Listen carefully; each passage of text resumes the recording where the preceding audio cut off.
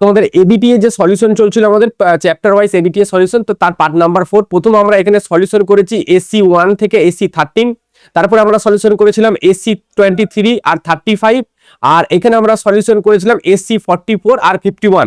এটা হচ্ছে তারপরের যে এসি গুলো আছে তার টোটাল দুটো করে পেজ আমরা সলিউশন করছি, এবং আর দুটো যদি আমি এখানে ভিডিও দিই তাহলে আমাদের পুরো এবিটিএ টেস্ট পেপারের এই 3টে চ্যাপ্টারের কোশ্চেন শেষ হয়ে যাবে।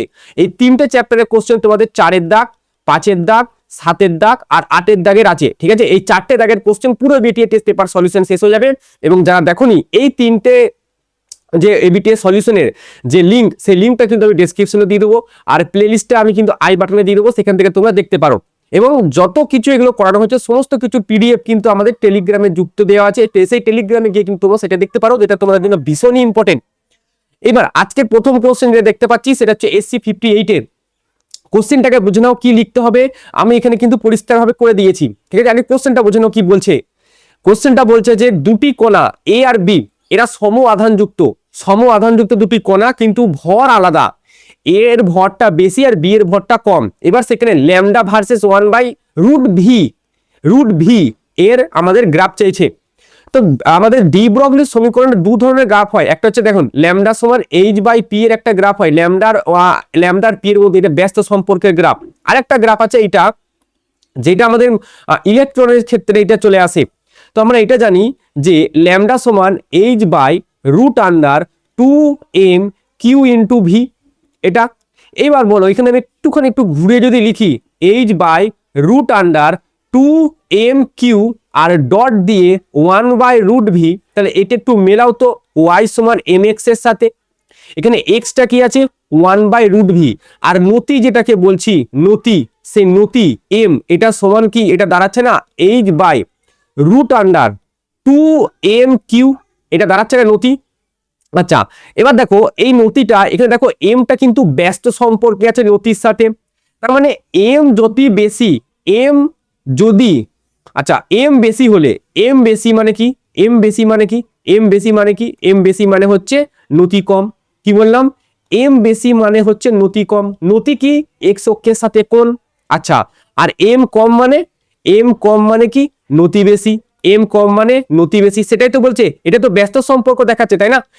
h/√2m/q, রুটের ভেতরে এম আছে কিন্তু 1 আকার আছে, আমরা ব্যস্তানুপাতিক আছে। এবার আসো আমরা আস্তে আস্তে গ্রাফটা প্লট করি। গ্রাফটা কিরকম হবে, তো এইখানে আমি গ্রাফটা প্লট করছি, ধরো ঠিক আছে। এখানে আমি গ্রাফটা প্লট করে দিচ্ছি তোমাদের, দেখো এটা যদিও এটা লাগবে না, এখান থেকে এতটুকুই আমাদের জন্য যথেষ্ট। কিরকম করে করবো গ্রাফটা, তো y সমান mx এর গ্রাফ কেমন হয়, একটা যাবে এই দিক বরাবর আর একটা যাবে এদিক বরাবর, y সমান mx এর গ্রাফ। আচ্ছা এই দিকটা কি, এই দিকটা হচ্ছে ল্যামডা, আর এই দিকটা দেখো আমাদের এলো x, ঠিক আছে। দেখো x এর জায়গায় x সমান 1/√v, সো এইটা আমরা নেব 1/√v। আচ্ছা এইবার দেখো m বেশি মানে নতি কম কোনটা, এটার নতি কম। এবার এটা কোনটা, m2, তার মানে এটা হচ্ছে b, যেটা হচ্ছে আমাদের m2, ঠিক আছে। আর এটা হচ্ছে a, যেটা হচ্ছে m1, বাস এটাই আমাদের চেয়েছে। দেখো এখানে পরীক্ষার খাতা কি লিখবে, সুন্দরভাবে লিখে দিয়েছি, সুন্দরভাবে এখানে লিখে দেওয়া হয়েছে যে y ল্যামডা সমান h/√m/qv 1/v, আর নতিটা হচ্ছে m, যেটা হচ্ছে h/2m/q, এবং তারপরে গ্রাফ। ঠিক এটা তোমরা পরীক্ষার খাতা লিখে দিও। একটা করে কোশ্চেন করাবো, কি লিখতে হবে সেটা আমি বলে দিচ্ছি তোমাদের, জাস্ট ভিডিওটা পুরোটা দেখো, নোট করো, তাহলেই হবে। 4-এর দাগের কোশ্চেন শেষ। এবার 4-এর দাগের অথবার কোশ্চেনে আমরা এলাম। 4-এর দাগের অথবার কোশ্চেন কি বলা হচ্ছে, আলোক সংবেদী কোন ধাতুর কার্যপেক্ষককে আমি লিখি হাই দিয়ে, অনেকজন লিখে ডাব্লু দিয়ে, কেউ ইটিএইচ দিয়ে, অনেকজন অনেকভাবে দেখতে পারে, ঠিক আছে। এবার যদি 300 ন্যানোমিটার তরঙ্গ দৈর্ঘ্যের কোনো আলো বিকিরিত আপতিত হয়, তাহলে সর্বোচ্চ গতিশক্তি।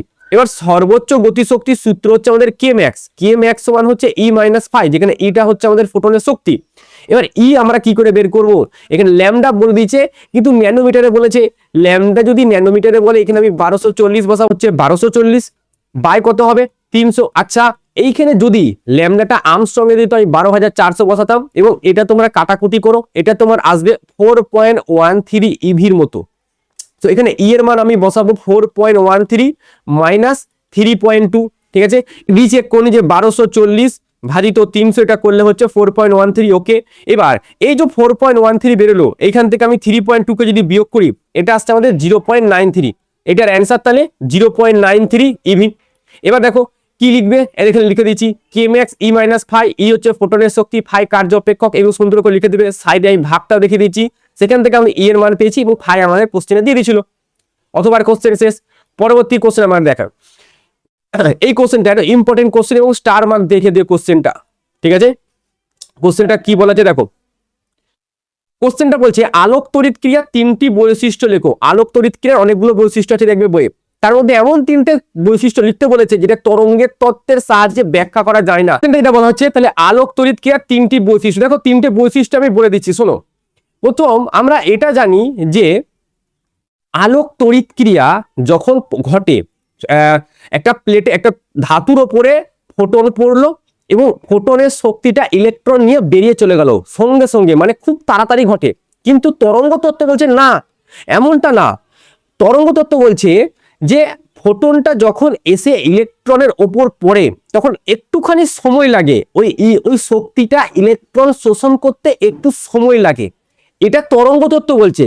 কিন্তু প্র্যাকটিক্যালি আমরা জিনিসটা দেখছি যে সঙ্গে সঙ্গে বেরোচ্ছে, ঠিক আছে। তাহলে এটা হচ্ছে তরঙ্গ তত্ত্বের 1 নম্বর ভুল, ঠিক আছে, 1 নম্বর।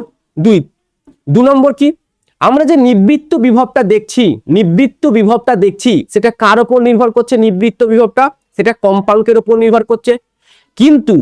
কিন্তু আলোক তো আমাদের তরঙ্গ তত্ত্ব বলছে না না না না, নিবৃত্ত বিভব নির্ভর করে প্রাবল্যের উপর। যত বেশি প্রাবল্য সম্পর্ক আলো তুমি ফেলবে তত বেশি তার নিবৃত্ত বিভব হবে, এটা বলছে। দেখো এখানে আসো, প্রথম কি বলছে দেখো, এখানে বলা হচ্ছে যে তরঙ্গ, প্রথম এটা দেখো, আলো ধাতব পৃষ্ঠে আপতিত হওয়ার সাথে সাথে ইলেকট্রন নির্গত হয়, এটা আমরা জানি। কিন্তু তরঙ্গ তত্ত্ব বলছে ইলেকট্রন শক্তি সঞ্চয় করে নির্গত হতে কিছুটা সময় নেওয়া উচিত ছিল, এটা 1 নম্বর ভুল। 2 নম্বর ভুল, নির্গত ইলেকট্রনের সর্বোচ্চ গতিশক্তি যেটা কি কে ম্যাক্স, যেটা ই মাইনাস ফাই বলছি, সেটা তীব্রতার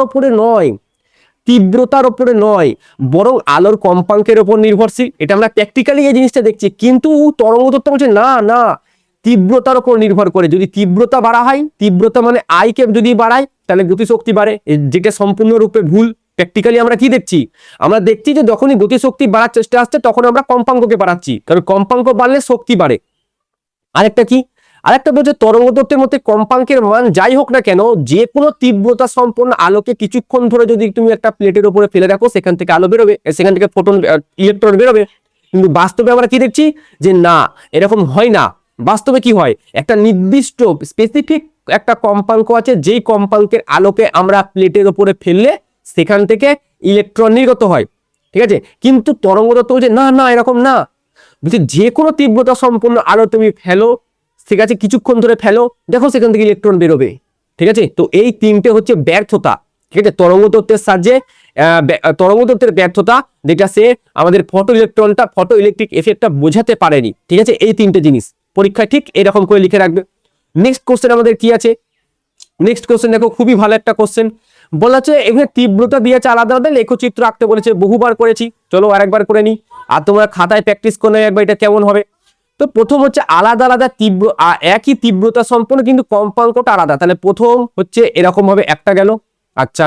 2 নম্বর এটা একটা গেল, ঠিক আছে, আচ্ছা। 3 নম্বর এটা ধরো একটা গেল, 3 নম্বর। এবং এই যে এইখান থেকে এই এতটা, এটা কি বলা হয়? এটাকে বলা হয় সম্পৃক্ত প্রবাহ। এটা হচ্ছে আমাদের সম্পৃক্ত প্রবাহ, ভালো কথা। আচ্ছা, এই দিকটা কি? এই দিকটা হচ্ছে আই, এই দিকটা কি? এই দিকটা হচ্ছে ভি, বিভব প্রভেদ। আচ্ছা, এটা কি? এটা আমি দিলাম VS1, এস মানে স্টপিং পোটেনশিয়াল, কিন্তু মাইনাসে দিয়েছি। আচ্ছা, VS2 এটাও মাইনাস, আর একটা হচ্ছে মাইনাস VS3। আচ্ছা, এটা ধরো μ1, এখানে কোনটা μ1 বলেছে? আচ্ছা, μ3টা সব থেকে বেশি বলছি, তার মানে এটা হচ্ছে আমাদের μ3, এটা হচ্ছে আমাদের μ2 এবং এটা হচ্ছে আমাদের μ1। জাস্ট এই লেখচিত্রটা এঁকে দেবে, তাহলে হয়ে গেল। আচ্ছা, সাইডে কিন্তু লিখে দিও যে VSটা স্টপিং পোটেনশিয়াল, আচ্ছা, আর μ3 হচ্ছে সব থেকে বেশি, তারপরে μ2, তারপরে μ1, ঠিক আছে। তো এই জিনিসগুলো ছোটখাটো লিখে দিও। এখানে দেখো আমি লিখে দিচ্ছি, দেখো আলোক তড়িৎ প্রবাহ উপরের দিকে, সম্পৃক্ত প্রবাহ এই জায়গাটা, এটা বিভব প্রভেদ, এবং VS1, VS2, VS3 যতক্ষণ নিবৃত্ত বিভব, সমস্ত রকম মানে যতটা হেল্প করতে পারি সমস্ত রকম লেখালেখি করে তোমাদেরকে আমি জিনিসটা দিচ্ছি, তোমরা এটা জাস্ট ব্যবহার করো একবার। পরবর্তী কোশ্চেন দেখো, বলেছে বোরের মডেল ব্যবহার করে n-তম কক্ষপথের ইলেকট্রনের আমাদের বের করতে বলেছে ব্যাসার্ধ, ঠিক আছে। তো n-তম কক্ষপথে ইলেকট্রনের ব্যাসার্ধ কি করে নির্ণয় করবো? দেখো এটা হচ্ছে আমাদের ধরুন প্রথমে একটা কক্ষপথ, তো এইখানে আমাদের নিউক্লিয়াস আছে, নিউক্লিয়াস থেকে এই যে দূরত্বটা এটা হচ্ছে আর, আর এইখানে একটা ইলেকট্রন আছে যার এই দিক বরাবর একটা বল কাজ করে। যখনই কোনো একটা বস্তু কোনো একটা কেন্দ্র কোনো এক গোলাকার পথে ঘুরে তার উপরে একটা বল লাগে যেটা হচ্ছে অভিকেন্দ্র বল, যেটা হচ্ছে mv²/r। তাহলে এর উপর যে অভিকেন্দ্র বলটা লাগছে আর নিউক্লিয়াসের সাথে ইলেকট্রনের যে আকর্ষণ বল, ঠিক আছে, মানে স্থির তড়িৎ আকর্ষণ বল, এই দুজনের সমান, না হলে ইলেকট্রনটা ছিটকে বেরিয়ে চলে যায়। তাহলে সেন্ট্রিপিটাল ফোর্স এটাকে বলা হয় এফসি সেন্ট্রিপিটাল ফোর্স, আর এফই ইলেকট্রিক ফোর্স। তাহলে সেন্ট্রিপিটাল ফোর্স হচ্ছে mv²/r, আর ইলেকট্রিক ফোর্স হচ্ছে কে z²/r² হবে কিনা। আমাদের নিউক্লিয়াসের আদান হয় Ze আর ইলেকট্রনের আদান হয় E, তো Ze²। তো এই আর এর সাথে এই আর কেটে এখানে একটা আর রইলো। এবার এখানে তাকাও, তাহলে mv² সমান কি দাঁড়াচ্ছে কে Ze তার স্কোয়ার বাই আর দাঁড়াচ্ছে আরটাকে। আচ্ছা, এবার বোরের সূত্র কি বলছে, mvr এটা সমান কি হয়, এটা সমান হয় nh/2π হয়, ঠিক স্যার। তো এখান থেকে যদি ভি বার করি তাহলে ভি সমান আমি লিখতে পারবো nh/2π mrr mrr nh 2π mr, ঠিক আছে। যেখানে হচ্ছে 2π mvr হচ্ছে, তো ভিটা এদিকে আছে। এবার ভি এর একটা স্কোয়ার করে দাও, যদি ভি এর একটা স্কোয়ার আমি করি তাহলে কি দাঁড়াচ্ছে দেখো, তাহলে এন তার স্কোয়ার দাঁড়াচ্ছে, এইচ তার স্কোয়ার দাঁড়াচ্ছে। আচ্ছা, 4 এখানে দাঁড়াচ্ছে, এম এর পায়ের স্কোয়ার এখানে দাঁড়ালো। আচ্ছা, এটা হচ্ছে এম তার স্কোয়ার আর এটা হচ্ছে আর এর স্কোয়ার। ভালো কথা স্যার। এরপরে কি, এটা হচ্ছে আমাদের 1 নম্বর সমীকরণ। 1 নম্বর সমীকরণে ভি স্কোয়ারের মান বসাও, তাহলে 1 নম্বর সমীকরণ যে ভি স্কোয়ারের মান বসাই, তাহলে ভি স্কোয়ারের মান যদি বসাই তাহলে এন তার স্কোয়ার, আচ্ছা এইচ তার স্কোয়ার, এখানে হচ্ছে 4 পাই তার স্কোয়ার আর এম স্কোয়ার আর আর স্কোয়ার, এটা সমান আমি লিখতে পারি কে জেড ই²/r, কে জেড ই তার স্কোয়ার, আর নিচে হচ্ছে একটা আর।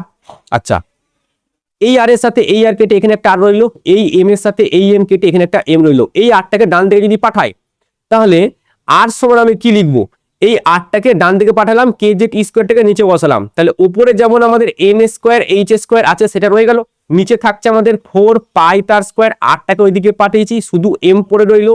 আচ্ছা, আর কে জেড ই²টা নিচে এলো, তাহলে কে জেড ই² এটা নিচে এলো। তাহলে আর সমান আমি এবার কি লিখবো, উপরে যাচ্ছে এন তার স্কোয়ার আর এইচ এর তার স্কোয়ার, 4π² m, তো 4π² ইন্টু এম রাখলাম। আচ্ছা, কে এর জায়গায় আমি উপরে বসাচ্ছি, কে সমান হয় 1/4πε0, তো এইখানে আমি লিখলাম 4πε0। আচ্ছা, কে হয়ে গেল, আর জেড স্কোয়ার, জেড ই তার স্কোয়ার। এবার দেখো 4 আর 4 কাটলো, এই পাই আর এই পাই কেটে এখানে একটা পাই রইলো। আচ্ছা, আর তো কিছু নাই, তাহলে আর সমান আমাদের যেটা দাঁড়াচ্ছে সেটা হচ্ছে এন তার স্কোয়ার এবং এইচ এর তার স্কোয়ার পাই, আচ্ছা এন তার স্কোয়ার এইচ স্কোয়ার এপসাইলন পাই M Z square, pi M Z E তার স্কোয়ার। এখানে লিখতে পারি আর সমান আর নট, উপরে এন স্কোয়ার আর নিচেই জেড, এটাই হচ্ছে আমাদের প্রমাণ, এটাই হচ্ছে এনতম কক্ষপথের ব্যাসার্ধ। দেখো এইখানে দেখো সেটাই করে দিচ্ছি, epsilon naught N square H square pi M Z square এবং আর নট এখানে আমি লিখে দিয়েছি, ঠিক আছে। আর নটটা কি, বোর ব্যাসার্ধ, এটার মান কত, আর নট হচ্ছে 0.53, এখানে লিখে দিও যদি তোমরা লিখতে চাও। এখানে আমি লিখে দিচ্ছি যে আর নট এটা সমান হয় 0.53 আর্মস্ট্রং, এটাকে বলা হয় বোর ব্যাসার্ধ, ঠিক আছে। এটাকে কি বলা হয়, বোর ব্যাসার্ধ বলা হয় এটাকে। আচ্ছা, কোনো অসুবিধা নেই আশা করি। পরবর্তী কোশ্চেনে যাওয়া যাক। পরবর্তী কোশ্চেন কি বলাচ্ছে, বোর তত্ত্ব অনুসারে হাইড্রোজেন পরমাণুর দ্বিতীয় কক্ষপথে ঘূর্ণায়মান ইলেকট্রনের কৌণিক ভরবেগ কি করে বের করবে, কৌণিক ভরবেগের সূত্র কি, এল এটা সমান কি হয় nh/2π হয়, ঠিক আছে। এলটা কি, এলটা হচ্ছে কৌণিক ভরবেগ। আচ্ছা, কৌণিক ভরবেগ। আচ্ছা, পরীক্ষায় কিন্তু এই কোশ্চেনটা একবার যেই মেনে এসেছে যে ভরবেগ কি, কৌণিক না, ভরবেগ কি, ভরবেগ কি, এইটা মাথায় রেখে দিও। এই এল সমান হয় mvr, ঠিক আছে, এটা সমান হয় nh/2π। যদি ভরবেগ বলতো তাহলে mv বসাতাম এবং আরটা হচ্ছে nh/2π ইন্টু আর। এবার কত নম্বর কক্ষপথ সেটা তোমাকে বের করতে হবে, দ্বিতীয় নম্বর কক্ষপথ, তাহলে দ্বিতীয় নম্বর কক্ষপথে আর এর মান কত সেটা তোমাকে বের করতে হবে, ঠিক আছে। আচ্ছা, ভালো কথা। এবার দেখো, এবার এন এর মান কত বলেছে এখানে, দ্বিতীয়, তাহলে 2 বসাই, ইন্টু এইচ এর মান 6.6 ইন্টু 10⁻34।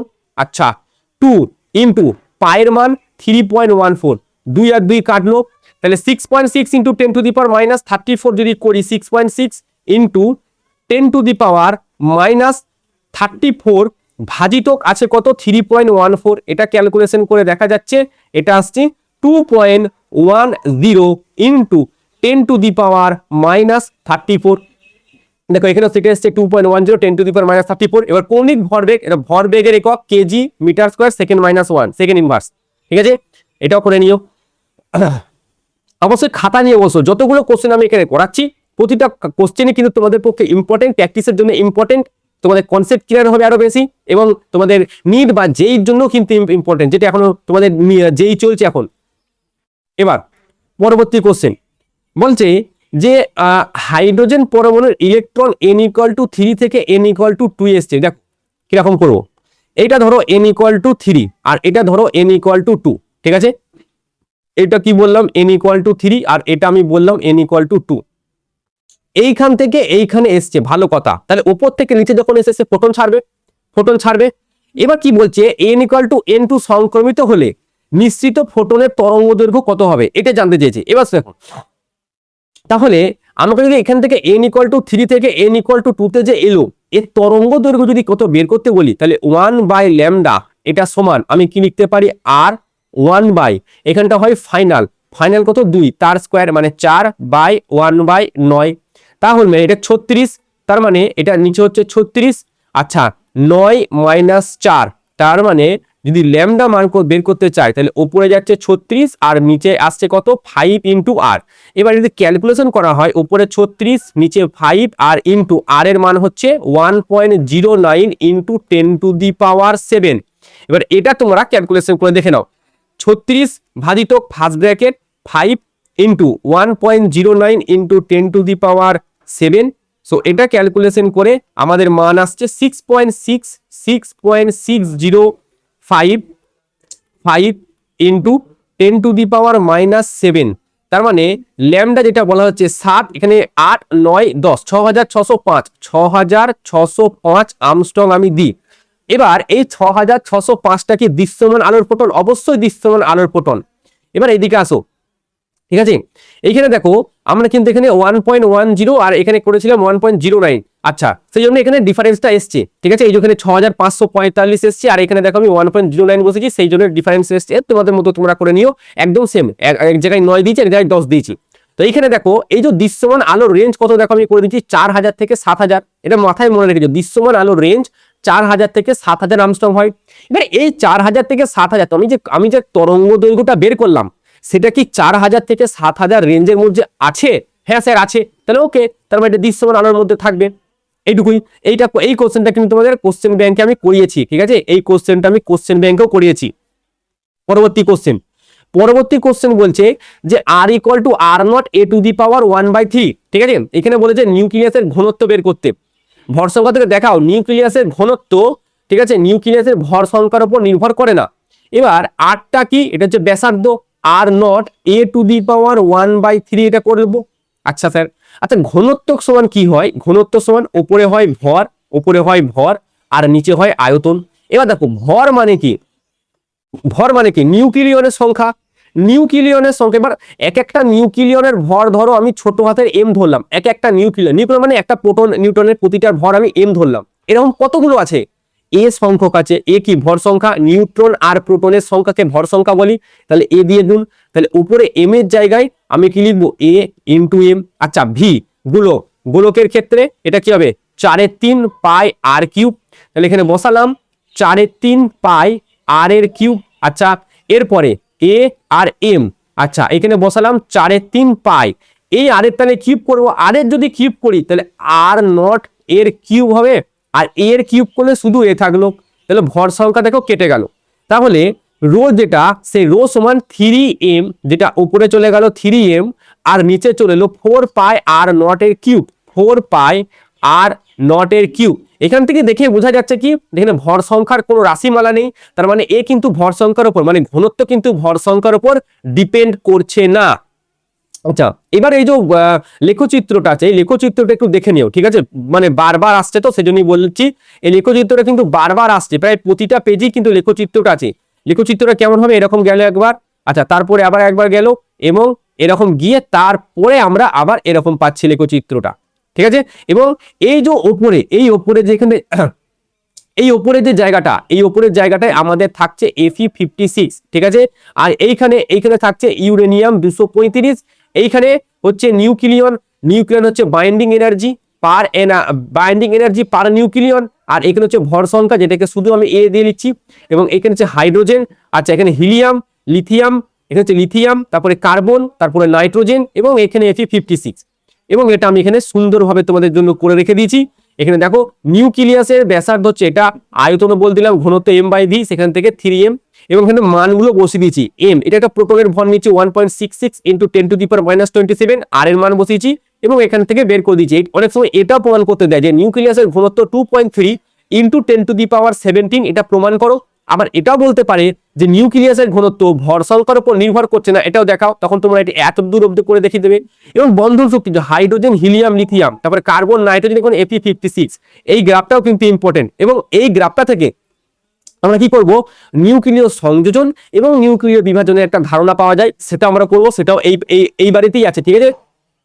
পরবর্তী কোশ্চেন এবার বলেছে একটি রেডন 222, কি বলা হচ্ছে, একটি রেডন 222 এর অর্ধায়ু মানে টি এর মান আমি এখানে বলতে পারি 3.8 দিন দে।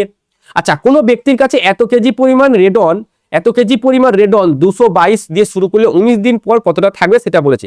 এবার আমরা এই সূত্রটা তোমরা জানো, n সমান n0 হাফ তার উপরে n, যেখানে n সমান হয় উপরে ছোট হাতের টি আর নিচে বড় হাতের টি। তাহলে উপরে ছোট হাতের টিটা কি কতদিন সময় নিয়েছে 19, আর নিচে বড় হাতের টিটা হচ্ছে অর্ধায়ু, যেটা 3.8, এবং এটা যদি ক্যালকুলেশন করি যে 19 তারপরে ভাজিত 3.8, এটা কত আসবে, 5 এর মতো আসছে এটা, ঠিক আছে। তো এটা 5 এলো। এবার আমাকে এনটা বের করতে হবে। এনটা কি অন্তিম, n0টা কি প্রাথমিক, এবং প্রাথমিকে কত নিয়ে শুরু করেছে 0.064। এবার বহুজনে বলবে স্যার এখানে তো পরমাণু সংখ্যা হয়। শোনো কোশ্চেনে দেখো কি বলেছে, 0. এত পরিমাণ রেডন চাইছে, এবং উত্তরও কত পরিমাণ রেডনই চাইছে। এখানে আমরা মোল সংখ্যা বা সংখ্যা চাইনি, পরিমাণ চেয়েছে তার। তাহলে এইখানে 1/2, তারপর n মানে 5, তার মানে এটা আসছে 0.064, তার নিচে আসছে 32, এবং যেটা আসবে সেটা কেজিতে আসবে। তো 0.064 ভাজিত 32 যেটা এলো সেটা হচ্ছে 2 × 10⁻³ এত কেজি, তার মানে এটা হবে 2 গ্রাম, ঠিক আছে। এটা হচ্ছে 2 গ্রাম, এবং এটাই দেখবে এর অ্যান্সার, কোনো অসুবিধা নেই। আমাদের নেক্সট কোশ্চেন, আচ্ছা এখানে আমি করে দিচ্ছি, এটা দেখে নিও একবার, যে এই যে n সমান n0 হাফ, তোমরা এই সূত্রটা ব্যবহার করতে পারো। এই যে তোমরা সবাই যেই সূত্রটা ব্যবহার এখানে করতে পারো, সেখানে ল্যামডা সমান তোমরা কি বসাবে 0.693 আর বাই টি। তো এখানে তারপরে 0.693, টি এর জায়গায় কত বসাবে 32, আচ্ছা টি এর জায়গায় তোমরা বসা হচ্ছে 3.8, এখান থেকে ল্যামডার মান বের করবে, ল্যামডা টি তো তোমরা জানো যেটা 19 বলে দিয়েছে, গুণ করে তারপরে বেরোবে, দেখো এইটা অ্যান্সার আসবে। আচ্ছা, তেজস্ক্রিয়তা বা সক্রিয়তার একক বেকারেলও হয় আর ডিপিএস ও হয়। ডিপিএস মানে ডিসইন্টিগ্রেশন, ঠিক আছে, ডিসইন্টিগ্রেশন বলা হয় ওটা পার সেকেন্ড, ডিসইন্টিগ্রেশন পার সেকেন্ডকে আমরা ডিপিএস বলে থাকি, এটা মাথায় রেখে দিও। এটা পুরো নামও কিন্তু পরীক্ষায় জিজ্ঞাসা করতে পারে, ডিপিএস এর পুরো নাম। নেক্সট আমরা কোশ্চেন চলে যাচ্ছি, আমাদের ওই পেজটা শেষ, এবং আমরা এখন পেজে চলে এসেছি 76। প্রথমে বলছি যে এক্স রশ্মি উৎপাদন ও আলোক তড়িৎ ক্রিয়া ইলেকট্রন নিঃসরণ এরা পরস্পর বিপরীত ঘটনা। অবশ্যই এরা পরস্পর বিপরীত ঘটনা। এক্স রশ্মি কখন তৈরি হয়, এক্স রশ্মি তৈরি হয় উচ্চ গতি সম্পন্ন ইলেকট্রনকে কোনো একটা ধাতুর সাথে সংঘাত লাগালাম, এবং সেখান থেকে আমরা পেলাম ফোটন, আলোর আকারে, যেটা আমি ফোটন পাচ্ছি, সেইভাবে এক্স রশ্মি তৈরি হয়। আলোক তড়িৎ ক্রিয়া কি হচ্ছে, ফোটন লাইট ফেলা হচ্ছে, মানে ফোটন ফেলা হচ্ছে একটা ধাতুর পাতের উপরে, দিয়ে তার উপরের অংশ থেকে যেসব ইলেকট্রনগুলো আছে, পৃষ্ঠতলীয় যেসব ইলেকট্রনগুলো আছে, তারা তখন বেরিয়ে যাচ্ছে। এইভাবে আমরা আলোক তড়িৎ ক্রিয়া ঘটাচ্ছি। এটা তো আমরা এখানে লিখে দিচ্ছি, দেখো বলা হচ্ছে আলোক তড়িৎ ক্রিয়া কোনো ধাতব পৃষ্ঠের ওপর নির্দিষ্ট কম্পাঙ্কের আলো বা ফোটন কণা আপতিত হলে হয়। ধাতু থেকে ইলেকট্রন নির্গত হয়, অর্থাৎ ফোটন কণা দিয়ে ইলেকট্রন বের করছি, কিন্তু আমাদের যে এক্স রশ্মি সেটা ইলেকট্রন দিয়ে ফোটন নির্গত হচ্ছে, একটি ফোটন থেকে ইলেকট্রন, একটি ইলেকট্রন থেকে ফোটন দিয়ে, সেজন্য হচ্ছে কি এরা দুজনে পরস্পর বিপরীত হয়ে যাচ্ছে। বুঝা গেল? পরবর্তী কোশ্চেন, আলোক তড়িৎ নিঃসরণের ক্ষেত্রে নিবৃত্ত বিভব আপতিত আলোর প্রাবল্যের উপরে। প্রথমেই বলে দিই, নিবৃত্ত বিভব কিন্তু আপতিত আলোর প্রাবল্যের উপর নির্ভর করে না। যদি বলে কেউ করছে, তার মানে সেটা ভুল। বাস্তবে যদি এখানে বলতো যে আলোক তড়িৎ নিঃসরণের ক্ষেত্রে নিবৃত্ত বিভব তরঙ্গ তত্ত্ব অনুযায়ী কেমন হতো, আমরা প্রথমেই দেখলাম আপতিত আলোর প্রাবল্যের উপর কিন্তু সে নির্ভর করছে, প্রাবল্যের উপর নির্ভর করছিল তরঙ্গ তত্ত্ব অনুযায়ী, কিন্তু আমরা যখন এটা বাস্তবে দেখছি সেটা কিন্তু নির্ভর করছে না। তাহলে 1 নম্বর কোশ্চেন যেটা বলা হচ্ছে আপতিত আলোর প্রাবল্যের উপর, তাহলে সেটা আমি লিখবো যে নির্ভর করে না, ঠিক আছে, নির্ভর করে না।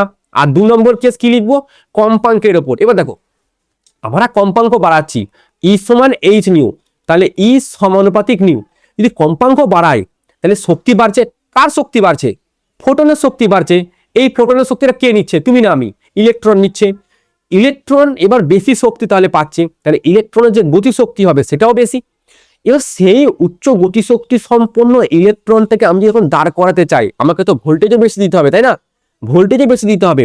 সেই জন্য কম্পাঙ্ক যদি বাড়ে আমাদের নিবৃত্ত বিভব ভিএস এর মানটাও বাড়বে, কম্পাঙ্ক বাড়লে ভিএস এর মানটাও বাড়বে, এবং সেটা দেখো এখানে আমি করে দিয়েছি। এখানে দেখো দেখো সুন্দরভাবে গ্রাফ এঁকে দিয়েছি এবং লিখে দিয়েছি যে আপতিত আলোর প্রাবল্যের উপর নিবৃত্তি বিভব নির্ভর করে না, ভালো কথা। তারপরে কম্পাঙ্ক যত বাড়ে নিবৃত্ত বিভব তত বাড়ে, কারণ কম্পাঙ্ক বাড়লে ফোটনের শক্তি ই সমান এইচ নিউ বাড়ে, তখন ওই ফোটনের শক্তি শোষণকারী ইলেকট্রনের গতিকে শূন্য করতে বেশি বিভব প্রয়োগ করতে হয়। সুন্দরভাবে লিখে দিয়েছি, 1 নাম্বারও তোমাদের কাটবে না পরীক্ষার খাতায়, এরকম করে যদি তোমরা লেখো ধরে ধরে বুঝে বুঝে, গ্রাফ দিলে কোনটা কি সেটা লিখলে তারপরে ব্যাখ্যা দিলে 1 নম্বরও কাটবে না, এবং যে খাতা দেখবে তার সে বেশি খুশি হবে যে ছেলেটা কি জানে। নেক্সট কোশ্চেন এখানে বলেছে প্রমাণ করতে হবে আমাদের একটা, ঠিক আছে, একটা প্রমাণ করতে হবে। প্রমাণটা একটি ফোটনের তরঙ্গদৈর্ঘ্য ল্যামডা একটি ইলেকট্রনের দ্বিব্রগ্লি তরঙ্গদৈর্ঘ্যের মান সমান, দেখাও যে ফোটনের শক্তি ইলেকট্রনের গতিশক্তি এতগুলো।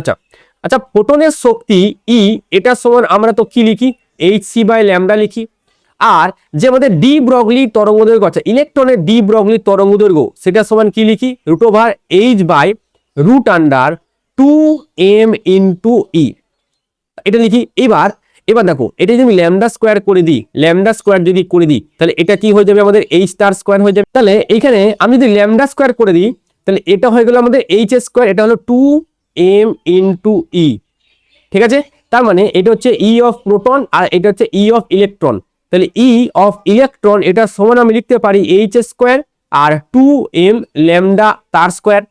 এবার আমি যদি এখানে করি E of proton by E of electron যদি করি তাহলে প্রোটনের ক্ষেত্রে আমি কি লিখবো, hc/λ লিখবো যেটা এখানে লিখেছি, ইনটু ই অফ ইলেকট্রন কি লিখবো, নিচে থাকবে আমাদের এইচ স্কোয়ার আর উপরে চলে যাচ্ছে 2m ল্যামডা তার স্কোয়ার। আচ্ছা এই এইচ এর সাথে এইচ কেটে এখানে একটা এইচ, ল্যামডার সাথে এই ল্যামডা কেটে উপরে একটা ল্যামডা। এবার উপরে কি এলো দেখো তাহলে একবার, উপরে এলো 2m ল্যামডা সি, আর নিচে কত এলো এইচ, নিচে এলো এইচ। তার মানে ই অফ পি এটা সমান 2m lambda into C by H into ইলেকট্রনের এনার্জি। এটাই তো প্রমাণ করতে দিয়েছে যে ইলেকট্রনের শক্তির এত গুণ, তাহলে ইলেকট্রনের গতি শক্তি এটা তার 2m lambda C by H গুণ। দেখো এটাই প্রমাণিত হয়ে গেল, অতএব এটা হচ্ছে প্রুফ, ঠিক আছে, এটা কি হয়ে গেল আমাদের প্রমাণিত হয়ে গেল। এবার দেখো কেমন করে লিখতে হয়, ফোটনের শক্তি ই সমান এইচ নিউ, সেখান থেকে hc/λ এসছে আমরা, ভালো কথা। এবার ইলেকট্রনের ডি ব্রগলি তরঙ্গদৈর্ঘ্য ল্যামডা সমান h/p, যেখানে p হচ্ছে √2m e, বা তোমরা ডাইরেক্ট এইটাও আমরা অ্যাপ্লাই করতে পারো একই। তারপরে সেখান থেকে ইলেকট্রন আর এখান থেকে প্রোটন, এদের দুজনের অনুপাত বের করে গতিশক্তি বের করেছে, যেটা আমরাও বের করলাম, ঠিক আছে। পরীক্ষার খাতায় এটা কিন্তু লিখবে, এটা ফর এক্সাম, ঠিক আছে, এটা এক্সামের জন্য। আর এটা বোঝার জন্য আমি এখানে যেটা করলাম এটা কিন্তু তোমাদের বোঝানোর জন্য, পরীক্ষার খাতায় থাকবে কিন্তু তোমার এটা। পরবর্তী কোশ্চেন দেখো বলা হচ্ছে, আচ্ছা এই কোশ্চেনটা কিন্তু তোমাদের নিটে এসেছে, এই কোশ্চেনটা নিটেও এসেছে এবং আমি কোশ্চেন ব্যাংকেও এই কোশ্চেনটা সলিউশন করেছি। এখানে বলেছে আমরা ল্যামডা তরঙ্গ দৈর্ঘ্যের কোনো আলোক রশ্মি একটা ধাতব পাতে পড়লো তখন তার নিবৃত্ত বিভব ছিল v0, এবার ল্যামডাটাকে বাড়িয়ে 2 ল্যামডা করা হলো, তখন নিবৃত্ত বিভব 4 ভাগ কমে গেল, v0/4 মানে 25% কমে গেল। এবার এখানে চেয়েছে যে সূচনা কম্পাঙ্কের মান কত। দেখো আমরা কে ম্যাক্স যেটা আমি বলি, সেই কে ম্যাক্স এটা সমান কি হয়, কে ম্যাক্স সমান হয় স্যার e-5। এবার কে ম্যাক্স সমান দেখো EVS ও লেখা হয় e-5, যেখানে ভিএসটা কি, ভিএসটা হচ্ছে স্টপিং পোটেনশিয়াল, মানে হচ্ছে নিবৃত্ত বিভব যেটা, সেটাকে বলা হয় ভিএস, ভালো কথা। তো এবার প্রথম ক্ষেত্রে ভিএস এর মান কত, নিবৃত্ত বিভব v0 বলেছে, আমি ওখানে v0 বসাচ্ছি। এবার ই এর মান, ই সমান কি হয় এইচ সি বাই ল্যামডা হয়। ভালো কথা, প্রথম ক্ষেত্রে ল্যামডা বলেছে, আমি ল্যামডা বসালাম। এবার ফাইভ এর জায়গায় এইচ নিউ নট বসাও, এটা হচ্ছে 1 নম্বর সমীকরণ। এবার এইখান থেকে যদি 2 নম্বর সমীকরণ বসাই তাহলে ই কত বলেছে ভি নট বাই 4, তো এইখানে আমি বসাচ্ছি ভি নট বাই 4 সমান এখানে এইচ সি, এবার ল্যামডার জায়গায় ল্যামডা বসাবো না, এবার বসাবো 2 ল্যামডা মাইনাস এখানে কত বসাবো এইচ নিউ নট, এটাই বসাবো, এটা 2 নম্বর। এবার 1 থেকে 2 কে বিয়োগ করো, 1 থেকে 2 আমি যদি বিয়োগ করি, 1 থেকে 2 বিয়োগ যদি করি তাহলে E V naught minus E V naught by 4 এটা সমান এইচ সি বাই ল্যামডা আছে, এইচ সি বাই ল্যামডা বসালাম মাইনাস এইচ নিউ নট, আচ্ছা minus H C by 2 lambda, H C by 2 lambda plus H nu naught. তো এইখানে এই যে H nu not আছে, এই জায়গায় তুমি 5 বসাতে পারো, তাহলে এই দুটো কাটলাম। আচ্ছা এখান থেকে দেখো যদি লসাগু করা হয় এটা কি আসবে 4 ই V naught minus E V not, তাহলে 3 ই ভি নট বাই 4 এটা সমান আসবে, এখানে দেখো 1 minus half, H C by lambda common নিলে 1 মাইনাস হাফ তার মানে হাফ, তার মানে এইচ সি বাই 2 ল্যামডা এটা আসবে, এবং এই 2 এর সাথে এই 2 কাটবে।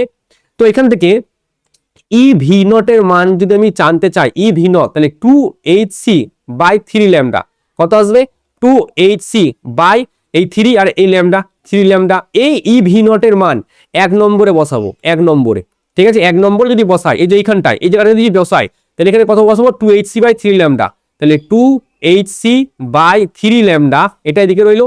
আচ্ছা এই এইচ সি বাই এবার সমান এইচ সি বাই কত আছে ল্যামডা, আচ্ছা H C by lambda minus H into nu naught, H nu নটটা যদি বাঁ দিকে পাঠাই তাহলে এইচ নিউ নট বাঁ দিকে পাঠালাম, এবং এইদিকে চলে এলো H C by lambda minus 2 H C by 3 lambda.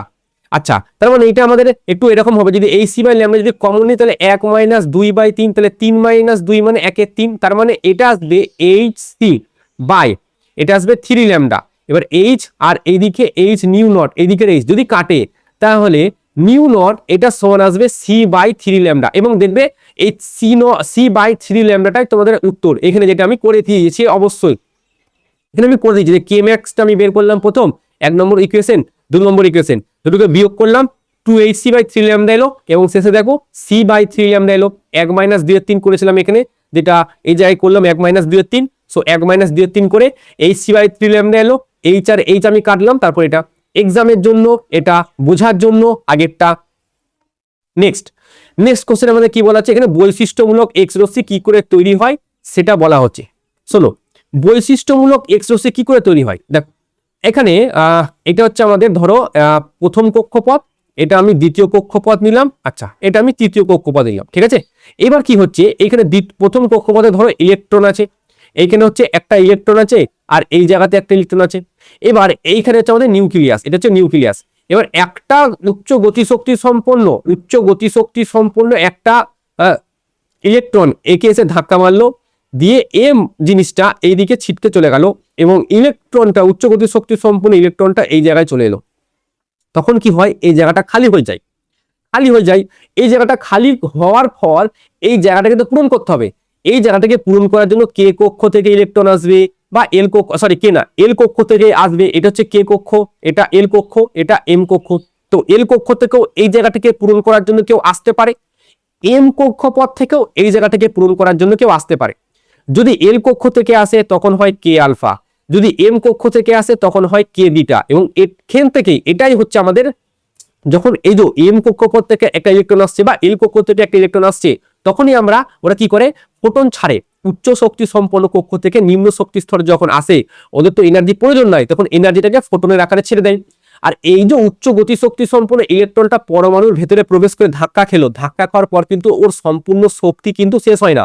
যদি সম্পূর্ণ শক্তি শেষ হয়ে যেত তাহলে কিন্তু ও কিন্তু আর পরমাণু থেকে বেরোতে পারতো না, ও কিন্তু সম্পূর্ণ শক্তি শেষ করে না, ধাক্কা মারলো বেরিয়ে চলে গেল, ঠিক আছে। এতটাই হাই এনার্জি থাকে যে ধাক্কা মারার পরও কিন্তু তার মধ্যে এতটাই এনার্জি আছে যে সে নিউক্লিয়াসের আকর্ষণ থেকে বেরিয়ে চলে আসছে, ঠিক আছে।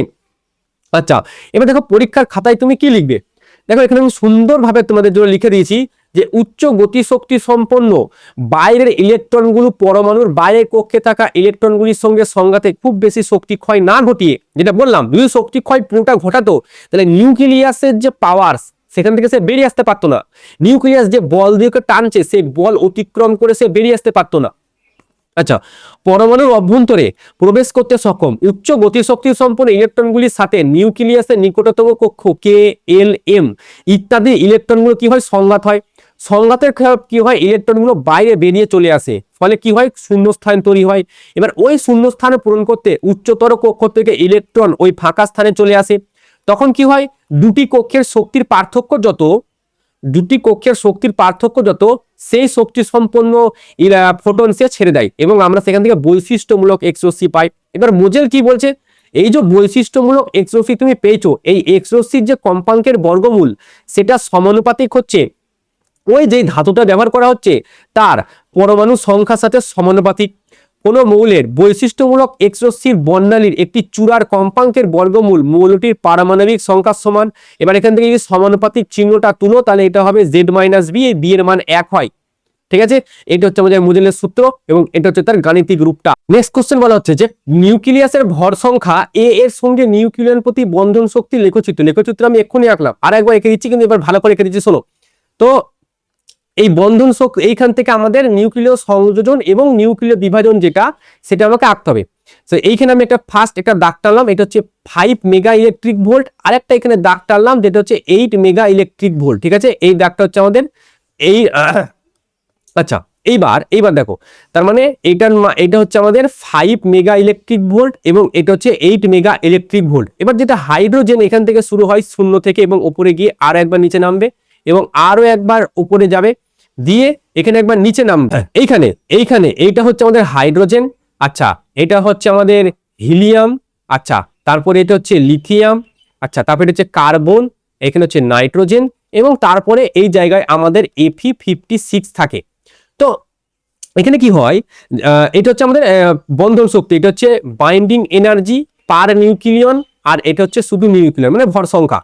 এইবার এখানে Fe56 হচ্ছে সব থেকে বেশি সুস্থিত, এই এরিয়াটা, ঠিক আছে, এই যে মাঝের এই এরিয়াটা এটা হচ্ছে সুস্থিত এরিয়া, আর এই দুদিকে এইটা আর এইটা এদিকে অস্থির মানে সুস্থির নয়, আর এই জায়গায় থাকে ইউরেনিয়াম 235 থাকে। এবার পরীক্ষার খাতায় দেখবে এই ছবিটা আমি লিখে দিয়েছি এবং এই ছবিটা একটু ব্যাখ্যা করে দিও, যে এখানে দেখতে পাচ্ছি এই যে বাঁ দিকে আর এই যে ডান দিকে, বাঁ দিকে ভর সংখ্যা 20 থেকে কম আর ডান দিকে ভর সংখ্যা 200 থেকে বেশি। তাহলে যারা 20 থেকে কম তারা কি করবে, দুটো নিউক্লিয়াস পরস্পর যুক্ত হয়ে যাবে। কি জন্য যুক্ত হবে, সুস্থিত হওয়ার জন্য। ওরা পরস্পরের বন্ধন শক্তি বাড়াতে চাইবে, বন্ধন শক্তি বাড়ার ফলে ওরা সুস্থিত হয়ে যাবে। ঠিক আছে, তো ওরা চাইবে যে দুটো নিউক্লিয়াস পরস্পর যুক্ত হয়ে যায়, দিয়ে আমরা সুস্থির হয়ে যাই, যেটাকে আমরা নিউক্লিয় সংযোজন বলছি। আর ডান দিকে যারা ইউরেনিয়াম 235 ওইদিকে আছে তারা কি করবে, ভেঙে যেতে চাইবে। ভেঙে গেলে ওদেরও কিন্তু বাইন্ডিং এনার্জি তখন বেড়ে যাবে এবং বাইন্ডিং এনার্জি 8-এর মোটামুটি 8-এর দিকে গেলে সুস্থির হয়ে যায়। তো তখন ওরা হয়ে যাবে কি 8-এর দিকে চলে যাবে এবং তারা সুস্থির হতে চাইবে, সেটা এখানে লিখে দিয়েছি। হালকা মৌল যাদের ভর সংখ্যা 20 থেকে কম এবং ভারী মৌল যাদের ভর সংখ্যা 200 থেকে কম, এরা নিউক্লিয়াসের ক্ষেত্রে নিউক্লিয়ন প্রতি বন্ধন শক্তির মান কম হয়। নিউক্লিয়ন প্রতি বন্ধন শক্তির মান বাড়িয়ে স্থায়িত্ব লাভের জন্য দুটো হালকা নিউক্লিয়াস মিলিত হয়ে ভারী নিউক্লিয়াসে পরিণত হয়, যা নিউক্লিয় সংযোজন। আবার ভারী নিউক্লিয়াসগুলি ভেঙে দুটো অপেক্ষাকৃত হালকা নিউক্লিয়াসে পরিণত হয়, যা নিউক্লিয় বিভাজন। এবার উভয় পক্ষে নিউক্লিয়র প্রতি বন্ধন শক্তির মান বৃদ্ধি পাওয়ার ফলে প্রচুর পরিমাণে শক্তি উৎপন্ন হয়। জাস্ট এটা লিখে দেবে। এই কোশ্চেনটা কিন্তু তোমাদের জন্য ইম্পর্টেন্ট কোশ্চেন, ঠিক আছে, এই কোশ্চেনটা তোমাদের জন্য খুবই ইম্পর্টেন্ট একটা কোশ্চেন। পরবর্তী কোশ্চেন দেখো, এখানে বলছে লিম্যান সিরিজ এবার লিম্যান সিরিজের দীর্ঘতম তরঙ্গ দৈর্ঘ্য। এবার লিম্যান সিরিজের 1/λ ধরলাম, এটা হচ্ছে আর, আচ্ছা লিম্যান বামার লিম্যান, ঠিক আছে, আচ্ছা লিম্যান তারপরে বামার, তার মানে এটা হচ্ছে 1/1 মাইনাস। এবার কি বলেছে এখানে দেখো, দীর্ঘতম তরঙ্গ দৈর্ঘ্য মানে n2 মানটা সর্বনিম্ন লিম্যানের। এবার লিম্যানের n2 মান হয় 2 থেকে শুরু হয়, তার মানে এটা হচ্ছে 1/4, তার মানে এটা কত আসবে, উপরে আসবে তোমার 4, উপরে আসবে 3r/4, তার মানে λl যেটা বেরোবে উপরে হবে 4 আর নিচে আসবে 3r। আচ্ছা, এটা যদি ক্যালকুলেশন করা হয় 4 ভাজিতক 3 × 1.09 × 10⁷ এটা যদি করা হয় তাহলে এই যে λl এর মান আচ্ছা এর অনুপাত চেয়েছে কি না, ক্ষুদ্রতম তরঙ্গ দৈর্ঘ্যের মান জানতে চেয়েছে 1.2232 ইন্টু 10⁻⁻7, তাহলে 8 9 10 1223 আসছে, ঠিক আছে, 1223 আর্মস্ট্রং আসছে ল্যামডা এল দীর্ঘতমর ক্ষেত্রে।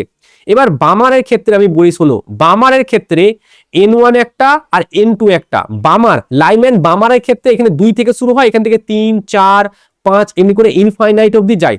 এবার বামারের ক্ষুদ্রতম জানতে চেয়েছে, তাহলে 1/λb যদি আমি বলি, আর এবার ক্ষুদ্রতমের ক্ষেত্রে এটা তো আমাদের 1/4ই আসবে, এর মানটা ম্যাক্সিমাম বসাতে হবে, ম্যাক্সিমাম মান কত ইনফাইনাইট, তার মানে এটা 0, তাহলে ল্যামডা অফ বি, তাহলে উপরে আসবে 4 আর নিচে আসবে আর, তাহলে উপরে যদি 4 আসে আর নিচে আর এলে 1.09 ইন্টু 10⁻⁻, আচ্ছা 10⁻⁻ না 10⁻7, তো এটা আমাদের আসছে কত, এটা আমাদের আসছে 3.6697 ইন্টু 10⁻⁻7, তার মানে এটা আসছে 7 8 9 10 36 69, এটা আসবে 36 69 আর্মস্ট্রং এটা। এবার পরীক্ষার খাতায় তোমরা এরকম করে লিখবে যে লিমেন সিরিজের ক্ষেত্রে N final minus N initial কোনটা, তারপরে এই সূত্রটা একবার লিখে দিলে পরবর্তীকালে এখান থেকে দেখো 1223 চলে এসছে। এবার বামা শ্রেণীর ক্ষেত্রে ফাইনাল এটা ইনিশিয়াল এটা, তখন আমরা একটা মান পেয়ে গেলাম।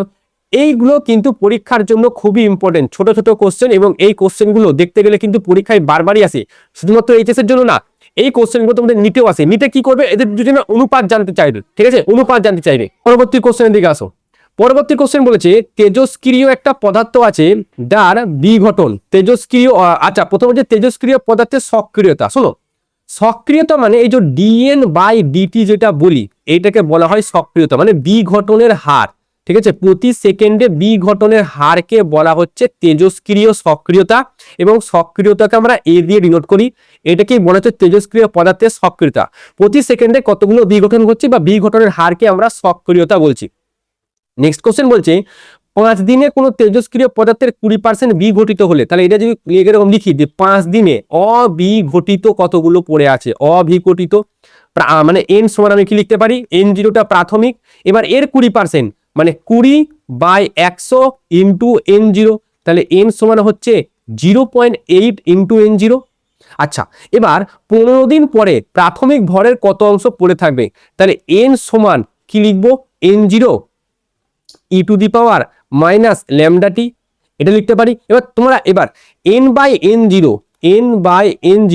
এটা সমান কি লিখবো, e⁻⁻λt, এটাও করতে পারো। শোনো n/n0 এর মানটা কত, 0.8, ভালো কথা 0.8, এটা সমান e⁻⁻, 5 দিনের কথা বলছি, এটা 5 দিন, তার মানে এটা হচ্ছে 5 ল্যামডা হলো। নেক্সট দেখো এখানে, এবার 15 দিন পর যদি আমি বলি, তাহলে n সমান n0 e⁻⁻15 ইন্টু ল্যামডা বসবে, তাহলে n/n0 এটা সমান e⁻⁻5 ল্যামডা, তার উপরে কিন্তু কিউব আসবে। এবার 5 ল্যামডা মানে 0.8, তাহলে 0.8 এর মাথায় আমি তখন কিউব বসাবো, এবং পার্সেন্টেজে যেটা অত অংশ থাকবে সেজন্য n/n0 ইন্টু 100 পার্সেন্টেজ। N0টা কি প্রাথমিক, এনটা কি অন্তিম, মানে প্রাথমিকের কত ভাগ থাকবে এটা বোঝাতে চাইছে, এবং এটা তোমার আসবে 51.2%, দেখবে এটা আনসার আসবে।